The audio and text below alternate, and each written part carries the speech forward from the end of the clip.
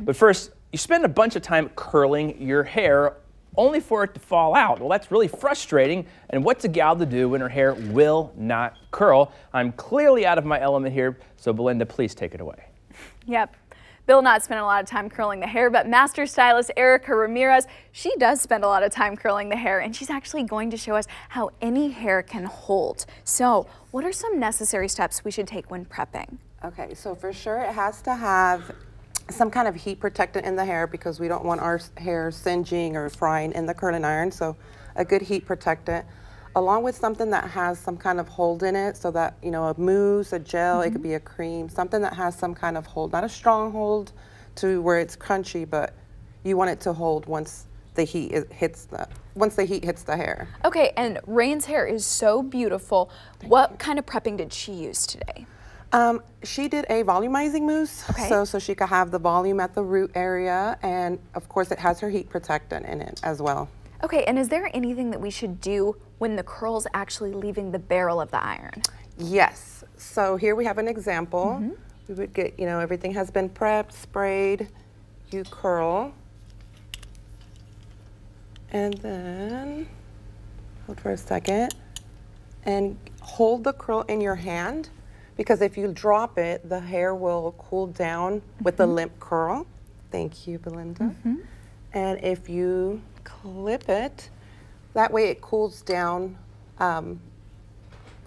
set. So I've seen a lot of people do that, and I was always wondering, you know, why are people walking around with pins in their hair? Don't they think it looks silly? But you're telling me this is actually going to help your hair hold that curl. For sure, especially with the direction of, you know, the way you curl it, it can hold, you know, it's going to help with the body.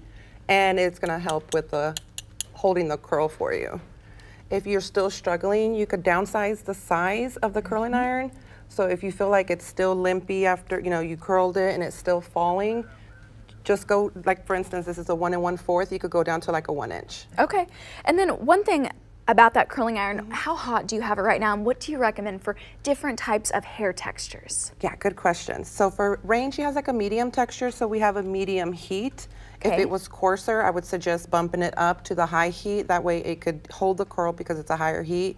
If you have finer hair or damaged hair because of, you know, highlights or color or something like that, just lower it on the lowest setting. Okay, and one thing I wanted to touch base on, what does it actually mean that you have a medium length or medium strand of the hair? You could kind of feel the texture. Most of the time, if you have like a lot thick, massive hair and you notice that it's a lot drier, you're probably on the coarser side, and if it's a lot softer, you're probably on the finer side. Okay, but like all three of us, we'd all be medium. What else would we be? Yeah, medium, but with different, you know, density of hair. You guys could both have medium, but you could have a lot more hair than her. Okay, so just kind of mixing it up anyway. And then let's also finish off the styling look. What do we want to actually end with? So once it's cooled down, I would put all the curls down, and then a good finishing spray. So it's already been prepped with the heat protectant.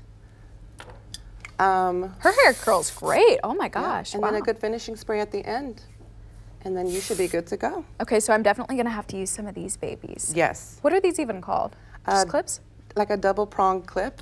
Okay. You could get them at any beauty supply store. Awesome. Well, Ericka and Rain, thank you so much. She's actually going to be back later on to help people with naturally curly hair who maybe quite don't know how to lock in those curls.